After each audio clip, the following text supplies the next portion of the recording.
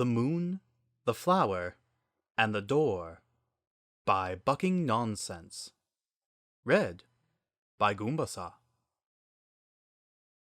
The test ends when you open that door. Princess Luna sighed as the door shot open.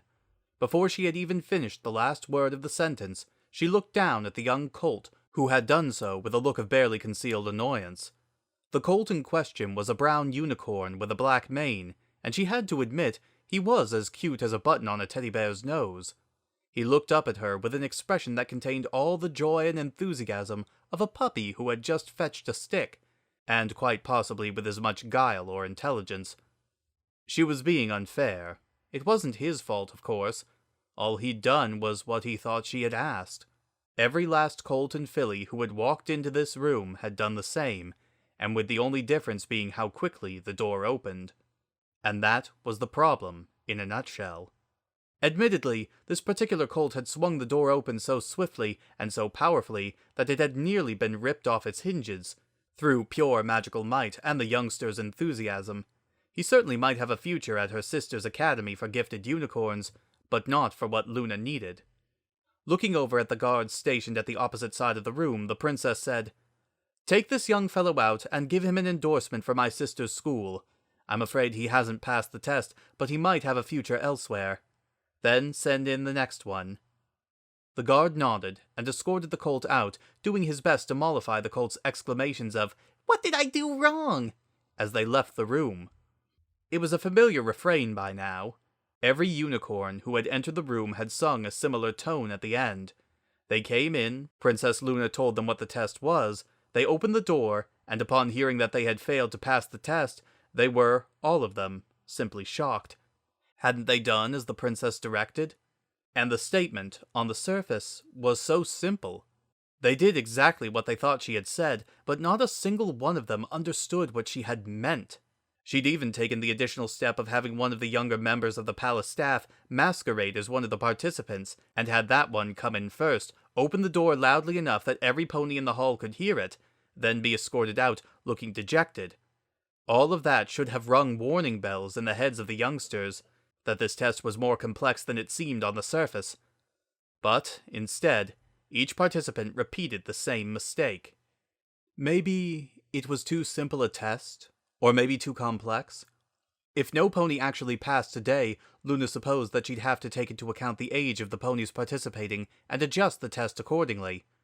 There were ponies used to being told what to do by their parents, after all. There had to be an easier way to find a student. Celestia's student, now a princess, Twilight Sparkle, was doing well in her duties, and while Luna had expected her elder sister to begin taking on a new student shortly after Twilight's ascension, the Princess of the Sun had deferred taking on a new protégé. The conversation had been short and simple. "Luna, I'd be happy to take on a new student now that Twilight has begun stepping fully into her new role as a princess," Celestia had said, smiling cheerfully. "But I've been teaching students for 1,000 years now, with varying degrees of success. I'd like to see how a student you've trained would work out. I think I could learn a great deal by observing how you interact with your student. I'll wait until you've gotten your own protégé, and then I'll start looking for mine." Luna had been surprised by the idea, but had practically jumped at the chance. Equestria was filled with eager young ponies who would be happy to learn under a princess, any princess. However, after some thought, the younger princess had realized that, unlike her sister, a loyal student was the last thing that she needed. Shaking her head to break herself from her reverie, Luna looked around the testing chamber, as she had come to think of it as the day went on, and checked to make sure that everything was in order, shutting the testing door as she did so. Plain gray stone walls, an uncarpeted floor of polished marble, and lit only with a glowstone lamp in the ceiling. There were no distractions, and the only thing breaking the monotony of the room was the entrance, and the door behind her. To think, last week this was just a storeroom of old furniture. With but a single command, the room had been cleared, cleaned, and readied, and the heavy furniture moved across the palace to another storeroom by the cleaning staff. An arduous task, but it had been done without question. There were so many things a princess could do with just a single command, and some of those things could be quite terrible. "Your Highness, there is only one left," the guard said, sticking his head in through the door. And, He hesitated, seeming unsure as to how to phrase his next sentence. The guard in question, Captain Thunderclap, was a decorated veteran of several campaigns, and one of the few members of the guard to come out of the Changeling invasion with something like glory, having rallied his comrades and led them in an assault to retake the palace, while most of the officers of the guard had been too surprised to react to the sudden invasion. This was not a stallion who was prone to hesitation or lacking in self-assurance. "And what, Captain?" Luna asked, an eyebrow raised. The guard gulped, then said, "She's an earth pony, your highness." An earth pony? That was most definitely unexpected. Luna thought back to the flyer that she'd had circulated around Canterlot and had posted across the various towns, cities, and villages all across Equestria. Those announcements, stating that Luna was looking for a new student, had gone literally everywhere. Even Cloudsdale had received a dozen copies, in spite of there being practically no unicorns in the floating city of Pegasi. It was mostly for the sake of political correctness, of course. Likewise, the flyer had announced that anyone was welcome to try. That was anyone, not any pony. There were plenty of creatures in the world that could use magic that were in no way equine, and Luna certainly would not turn away a potential candidate just because he or she wasn't a pony. An earth pony, though, certainly an unusual turn of events, but also, potentially, an interesting one. "Show her in, Captain," Luna said with a nod. Thunderclap pulled his head back into the hallway beyond quickly, and a moment later walked in, escorting the earth pony filly in question. As the captain took his position by the exit, Luna studied the latest applicant. Admittedly, she was a cute little thing, if a little on the skinny side. That in itself was a bit unusual. Barring a few unique examples, most colts and fillies either sat right in the ideal body weight for their age, or were somewhat above it, and almost never below it. She had a pink coat, a purple mane, and clear blue eyes, and if a bit dirty, she definitely seemed eager. Bright-eyed and bushy-tailed, so to speak. The fact that she was slightly dirty also raised a flag in Luna's mind. Every other applicant had been scrubbed clean to the point that Luna had expected them to gleam and glisten. The fact that this youngster hadn't apparently taken the time to wash was curious indeed. Why hadn't her parents at least had her bathe before coming to the palace? After the test was over, Luna had a number of questions that she needed to ask. First things first, though. "And what might your name be, young lady?" Luna asked, smiling down at the young filly. "Morning Glory, your highness," the filly in question responded instantly. Luna nodded and asked, "So, Morning Glory, you're here to take the test to become my student?" Glory nodded and said, "Yes, your highness." "Before we begin, may I ask why?" the princess asked, curious. "I want to learn magic," the filly answered without hesitation. "You do?" A note of disbelief colored Luna's tone in spite of herself. Rolling her eyes, the filly said, "Yes, I do. Yes, I know I'm an earth pony, not a unicorn. Yes, I know every other applicant was a unicorn. And yes, I know that earth ponies aren't known for being able to do magic." The way she recited that implied that she'd been giving those answers all day, likely since the moment she'd first shown up. Clearing her throat, the filly said, "But I love magic. I can't give you a reason why, I just do. I've read every book that I can on magical theory and application. As small a supply of books like that there are in Cloudsdale. It's all unicorn magic, though, and it doesn't really tell me anything I could use. If I want to learn magic, I need a teacher, and if there's anyone who might be able to teach an earth pony how to do magic, it would be you or your sister, your highness." An earth pony filly from Cloudsdale. Curiouser and curiouser. The number of earth ponies in the flying city couldn't be higher than a dozen, since most earth ponies preferred to keep their hooves on solid ground. Nodding, after a moment's thought, Luna said, "Very well. I will give you the same test that I have given every other applicant. If you pass it, then we will discuss your future as my student. If not, well, we'll see what else might be done." An unusual filly like this one shouldn't be turned away out of hoof, and even if she didn't pass the test, perhaps Celestia would be interested in educating the young filly. The novelty of a non-unicorn student after a millennium of teaching unicorns exclusively might appeal to the elder princess. The young filly nodded. "I'm ready when you are," Morning Glory stated, her expression almost comically serious. Smiling, Luna said, "Very well. I will warn you not a single applicant has managed to pass this test to my satisfaction. Do you think you can succeed where dozens have failed today?" "I don't know if I can, but I'll do my best," Morning Glory answered immediately. If the possibility of failure daunted her, she didn't show it. "Good," Luna said, and then with a more formal tone, she asked, "Do you see the door behind me?" The filly made a show of looking at the door. It wasn't special looking in any way, shape, or form, except perhaps that it was an old door that had seen better days, and might need a little mending where the hinges were concerned. After a moment, Glory looked back at Luna and said, "I see it, Your Highness." Luna gave a regal nod and announced, "The test ends when you open that door." The look of confusion on Morning Glory's face nearly caused Luna to burst out laughing. After a moment, the filly tilted her head to the left and asked, "Seriously?" Luna nodded and said, "Seriously." "And congratulations," the princess thought to herself. "With that one question, you've managed to do better than every other applicant combined." The little filly paused, then narrowed her eyes in suspicion and asked, "You're not going easy on me just because I'm an earth pony, are you?" Luna immediately shook her head and said, "I assure you, I am giving you the exact same test that I have given every other applicant." "And they all failed the test?" Morning Glory asked, an eyebrow raised. "Every last one," Luna stated bluntly. "Right," Morning Glory said, then a small smile crossed her face.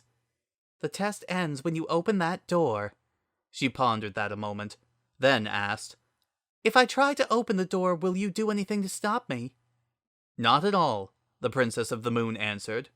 "Not at all." "Is the door locked in any way, magically or otherwise?"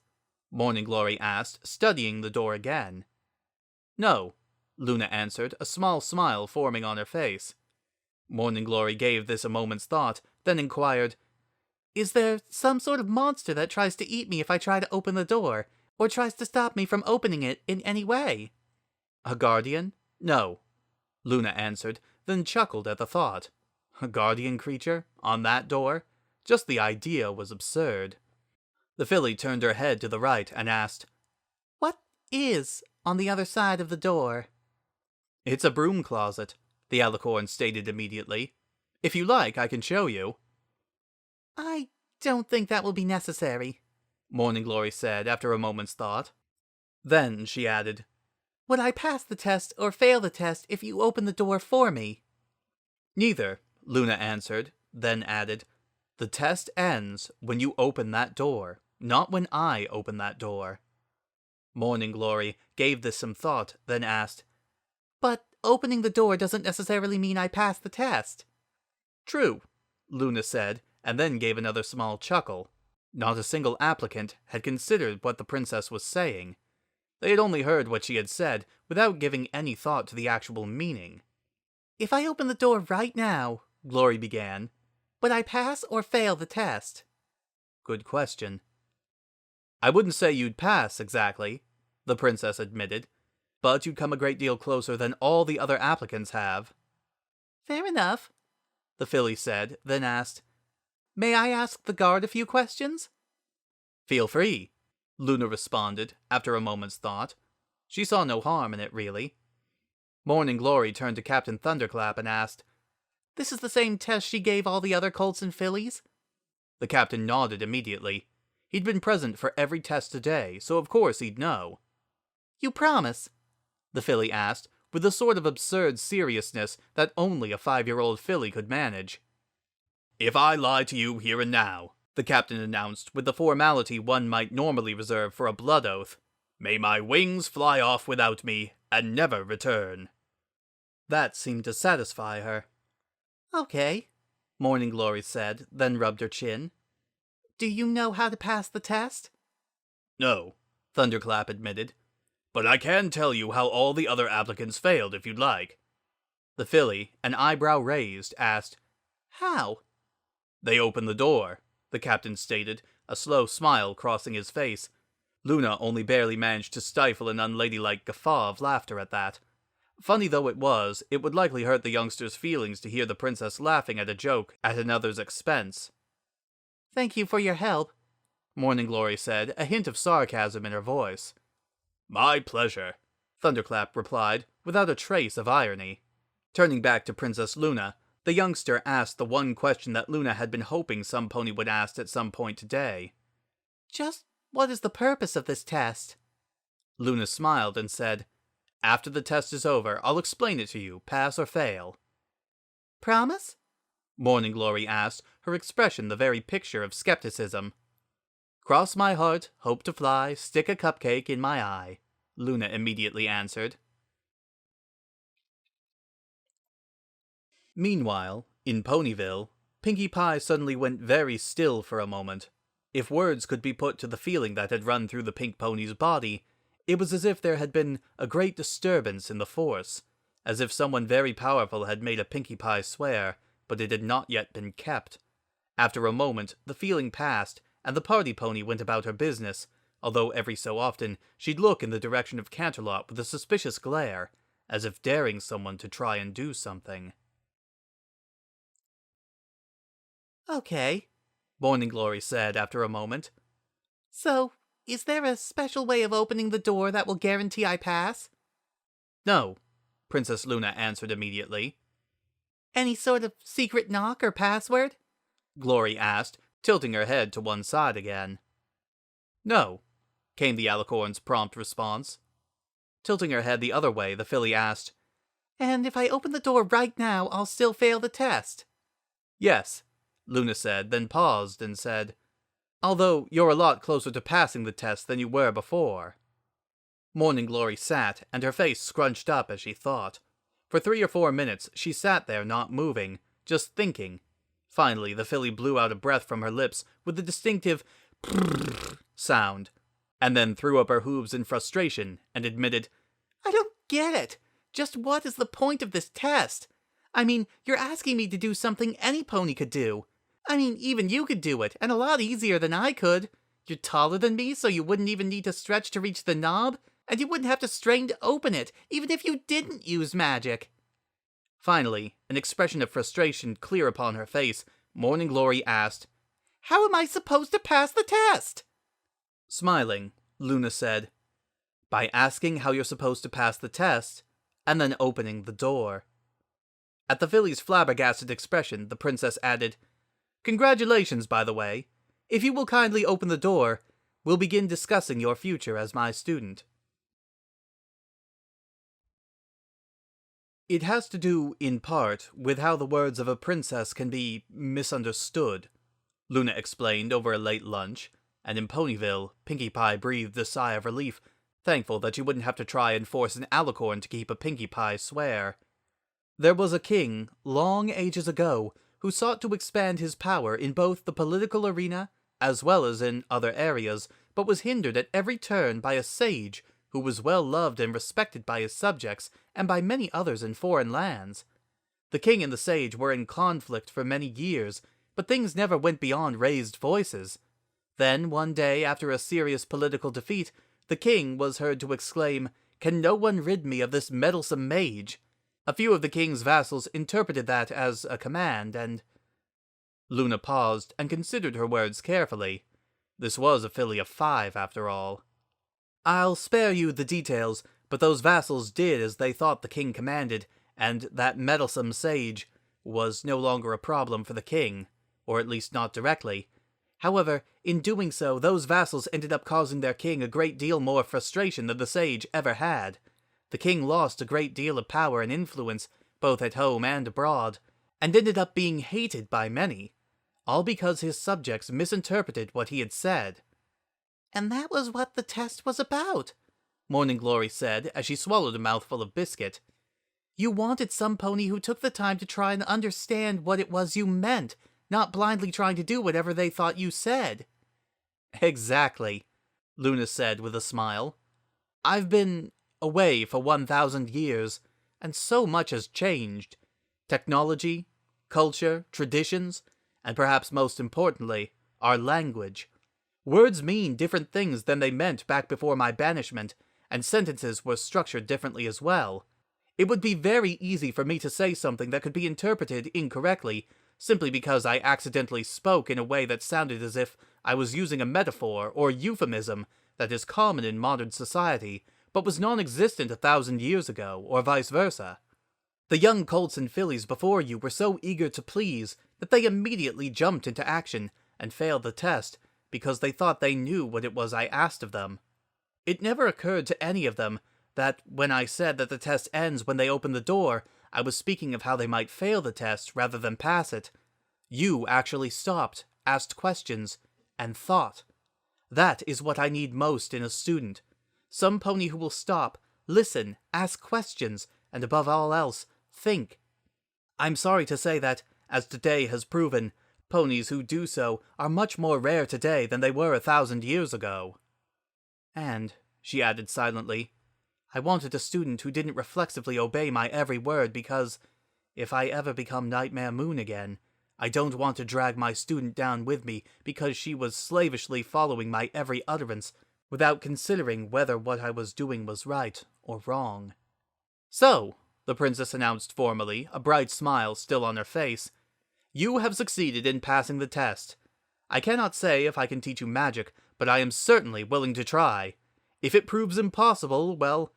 She paused, then said, there are many other things aside from magic that I can teach you. I'll just need to discuss your boarding arrangements with your parents, since having you commute every day from Cloudsdale to the palace and back again would be a little excessive. Morning Glory, who'd been munching on an apple just slightly smaller than her head, froze, then gulped loudly, and then said, yeah, about that. Princess Luna had made great strides in controlling the volume of her voice. Truly, she had. The royal Canterlot voice was rarely heard these days, save in situations of extreme duress and shock, and even then the voice was usually many decibels lower than it once was. The volume control was something she was very proud of, as well as the self-control that kept her, most times, from defaulting to that tone in the first place. Which was probably why she had not accidentally blasted Morning Glory's head off through an unintentionally weaponized version of the legendary formal mode of address. Her voice carefully controlled, Luna asked, so, let me see if I've got this straight. You're an orphan who was raised in the Cloudsdale orphanage. When you heard that I was looking for a student, you ran away from home and journeyed on hoof all the way here, over the course of a week. This was followed by a glare that might have etched steel, if it did not sublimate the metal into a vapor first. Morning Glory, seeming to be mute from fear, only nodded. Princess Luna was quiet for a moment, and then her glare turned icy as she said, while your resolve, drive, and determination are admirable, I trust that you will not take such unnecessarily reckless actions in the future. Yes? Morning Glory nodded once more. Very good. Luna took a breath and called out over her shoulder, Captain Thunderclap! The captain entered the dining room and saluted. How quickly can you arrange an honor guard to escort me to Cloudsdale? The princess asked without preamble. Less than an hour, your highness, Thunderclap answered immediately. Good, Luna said with a nod. I'll need you to escort this young filly and I there. At the worried look at Glory's face, the princess added, if I am going to take on the role of this filly's legal guardian, I imagine there will be a few forms to fill out at the Cloudsdale orphanage. We'll need to pick up a few of her things as well, along with a few other trifling tasks. With a smile, she added, well, I suppose that such things could be done via the mail. I've always felt a personal touch helps to smooth things over more swiftly. The captain promptly nodded and marched off to make the arrangements. As Morning Glory began to smile, Luna couldn't help but to mirror it herself. In for an acorn, in for an oak, as they say. The princess had decided to become a mentor to the youngster anyway. Being a parent to her as well couldn't be that much harder. Could it? The end. Hey there, thanks for watching my video, I really appreciate it. If you'd like, you can check out some of the other videos I've done via the links provided here. Also, if you're interested, you can follow me on Twitter, support me on Patreon, subscribe to my channel, or take a look at some information about commissioning me for audio, video, and writing assistance or editing. And if you're just sick of me in general, just follow that recommended video link to somebody entirely different. Bye bye for now, and I hope you have a wonderful day.